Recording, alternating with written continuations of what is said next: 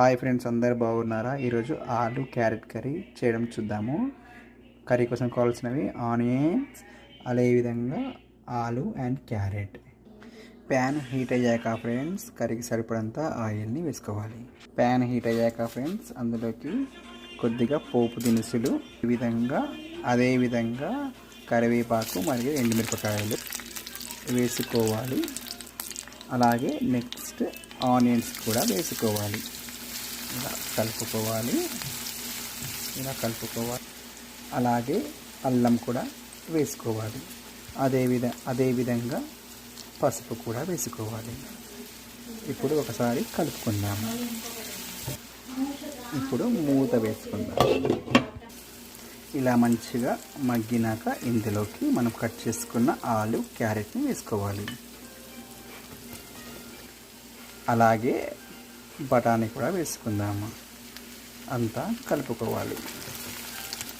ఇప్పుడు మూత పెట్టేసుకుని ఒక 5 minutes లో ఫ్లేమ్లో కుక్ చేసుకోవాలి. ఇప్పుడు ఒకసారి కర్రీని కలుపుకోవాలి. ఇప్పుడు ఇందులో ఒక టమాటాని వేసుకుందాము. అలాగే రుచికి సరిపడంత సాల్ట్ వేసుకోవాలి. ఇప్పుడు కలుపుకుందాము. ఇప్పుడు మూత పెట్టుకొని ఒక 5 minutes లో ఫ్లేమ్లో కుక్ చేసుకోవాలి. అలాగే ఇప్పుడు రుచికి సరిపడంత కారాన్ని వేసుకోవాలి. అదేవిధంగా ధనియాల పొడిని కూడా వేసుకోవాలి. అలాగే గరం మసాలా కూడా వేసుకోవాలి. ఇప్పుడు ఒకసారి కలుపుకుందాము. మీకు కారం ఎక్కువ కావాలి అనుకుంటే కొంచెం ఎక్కువ వేసుకోవచ్చు. నేను చాలా తక్కువ వేసాను. మా పాప తినదండి ఎక్కువ స్పైసీగా ఉంటే.